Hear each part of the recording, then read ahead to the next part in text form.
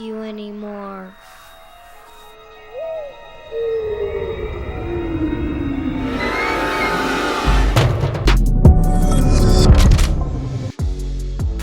Senator, thank you so much for being on the program. Never once in our multiple interviews that we've done have you ever gone, oh. I think that's a good thing. At any time. If you'd like me to do that during this program, I could schedule it in. I want to talk really briefly about something that happened in the Senate yesterday when Democrats brought forth a bunch of witnesses on a committee I believe you sit on, and none of them could say that only citizens should be voting in American elections. Like, what the hell's happening? Yeah, so I asked these guys a couple of very simple questions. One of them was, should you have to be a citizen to vote in a federal election? And we had three Democrat witnesses. Not one of them could answer with a single affirmative yes. I then asked the question, should you have to produce identification establishing who you are? Also couldn't answer the question. I used to think this was axiomatic. I used to think that this was just obvious. You know, that nobody would really reasonably debate whether you should have to be a citizen or prove who you are. After all, you've got to produce ID when you get on a plane, when you go to the doctor, in many cases when you pick up a prescription, to do all sorts of things. Why wouldn't you have to do that when you vote? And why wouldn't they want people to have to produce ID when they vote, unless they want voter fraud to be sort of like the proverbial tree falling in the forest? It's not heard or seen because no one's there. Maybe that's what's going on, and that's what worries me. So we're seeing a pretty shocking pattern here, and I guess our superpower, we don't claim to have some law degree or I went to community college, right? We just claim to be alive, and we notice things, and that's our superpower. And we're starting to notice that on every front, Democrats are beginning to give the game away. Chris Cuomo did an interview this weekend, Candace Owens' PBD podcast, and she goes, yes or no, should you have an ID to vote? And he goes, no. And it's like, how can you possibly admit that? Unless the goal is fraud. It's a binary choice. The goal is fraud.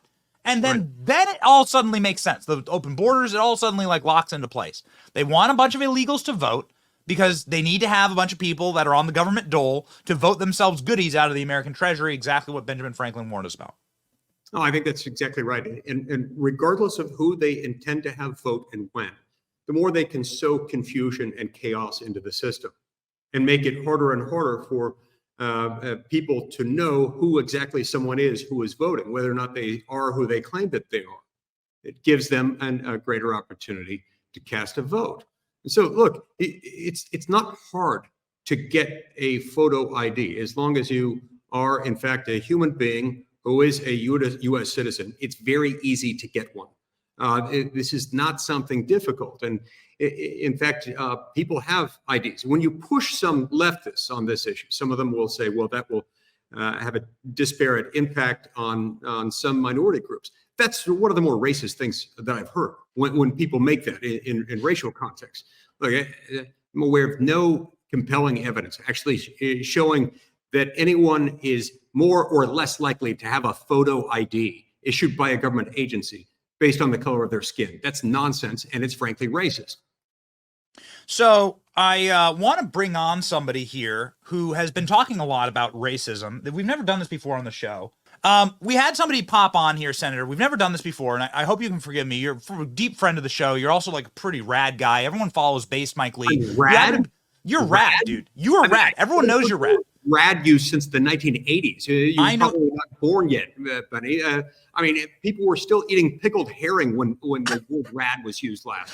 I love the word rad. Okay, and we have a rad bad dude to add to this conversation who really wants to hop in because he heard you talking about racism and voter ID, and it's a man who has 3 Republican delegates in the Republican nomination for president that Donald Trump just clinched. Vivek Ramaswamy joins the program now.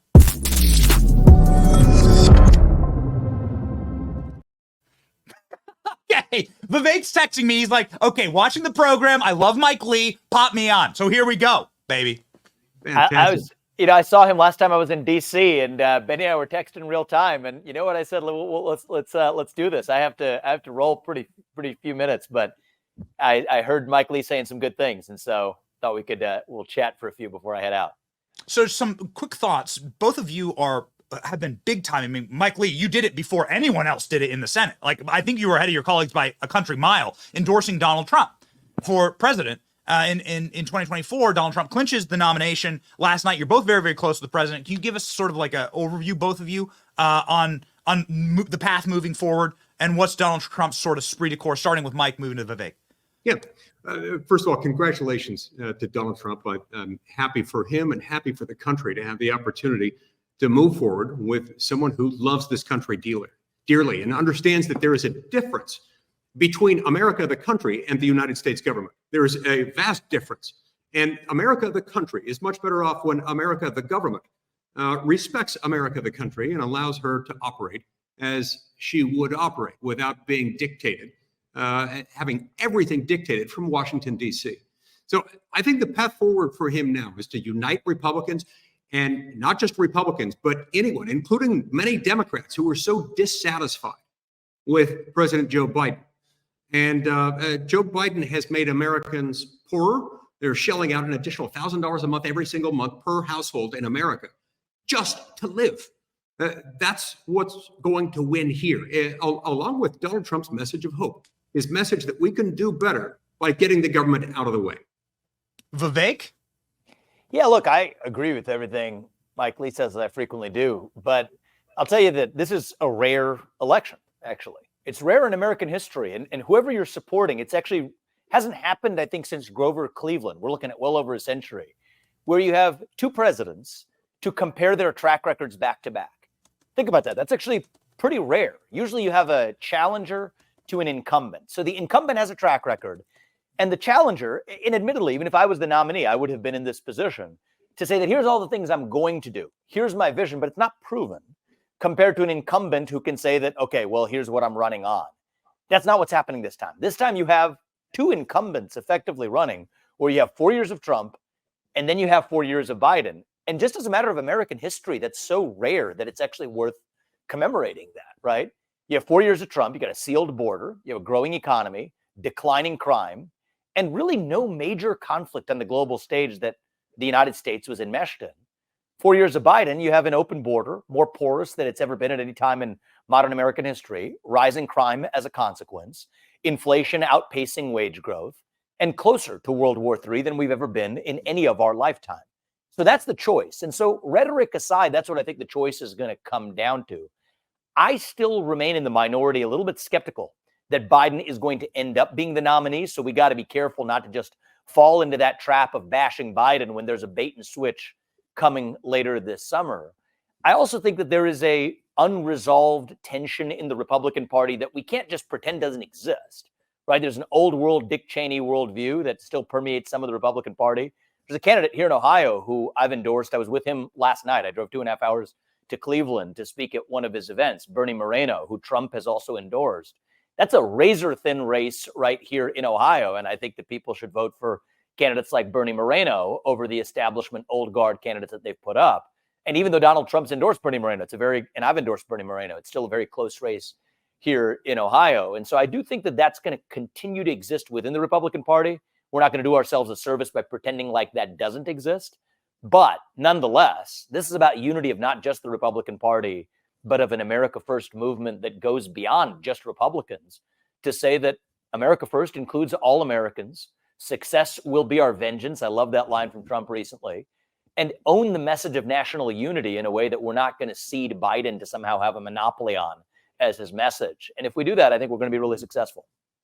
Something I did want to touch on here briefly with both of you is the TikTok ban that just passed the House. Your thoughts on it, starting with Vivek? Yeah. So look, my thought is TikTok has major issues. There's at least 3 categories of major issues. Number one is persuasion threats to the United States of America, the Chinese government or Chinese affiliated entities determining what U.S. users do or don't see. Number 2 is forced data transfers to the Chinese Communist Party from a U.S. tech company. And number 3 is addictive tendencies in kids under the age of 15. Major problems. However, I think this bill fails across the board to address those issues. It's incomplete in addressing those issues, while also creating a civil libertarian nightmare, giving to the Biden administration exclusive executive authority effectively to decide which kinds of so-called foreign adversary controlled apps or even websites are going to be shut down or not, or are going to be owned by whom. And so if you're concerned with the Biden administration engaging in backdoor censorship using tech companies to do it, I think it's a bad idea to give that Biden administration even broader executive latitude to do the same thing. If you want to address the issue, as I do favor doing, address the issue across the board. Social media in kids under the age of 16, it's an issue. Address it. Force data transfers to the CCP. I don't like it if Google's doing it. I don't like it if Airbnb is doing it. I don't like it if TikTok is doing it. Deal with it across the board rather than in a company-specific manner. And the specific manner in which this bill is written does two things. One is it's designed to exclude the very companies that have been lobbying for it. This is a Facebook lobbying bill. That's a dirty little secret in Washington, D.C. It's designed to exclude U.S. companies from being burdened. I'd say include all companies, U.S. or not, from stopping data transfers to the CCP. Look at Airbnb and what they've been doing for years. Wall Street Journal reporting a few years ago, put an end to it across the board, TikTok to Airbnb to anybody else. And the other thing is, don't give this much unfettered executive authority to a president, including currently, that would be President Biden, to even broaden the scope of using tech companies, be they Google, be they TikTok, be they Facebook, be they YouTube, to do through the back door what the government couldn't do through the front door. So that's my view, is a wrong bill to at least accomplish a worthy goal, accomplish it in the right way, ban the behavior rather than playing whack-a-mole one company at a time. I'm sure, Senator, you tend to agree. Your thoughts? Yeah, look, Vivek and I rarely disagree, and we do not appear to disagree at all here. One of the many things that he touched on that always needs to be mentioned is what relates to the separation of the powers between the three branches of government. When we find Congress constantly legislating by granting authority to somebody else to act, to, in fact, create a law, in effect, authorizing the president to exercise sweeping authorities that could affect not only this one company, but many others, that should always be a risk. Now, Vivek also correctly points out there are some issues with TikTok, issues that I think we need to get to the bottom of. This legislation, the one that just passed the House, passed, I believe, without a single legislative hearing. We certainly haven't had any kind of full legislative airing of this legislation on the Senate side. And that's not the kind of thing you want to be messing around with, especially when you're pitching something as an approach to ban a particular business enterprise. That's dangerous. Now, I'm going to listen to the arguments, and I expect to get some classified briefings on this. But when you push something this quickly, you got to make sure that you know what you're pushing. Yeah.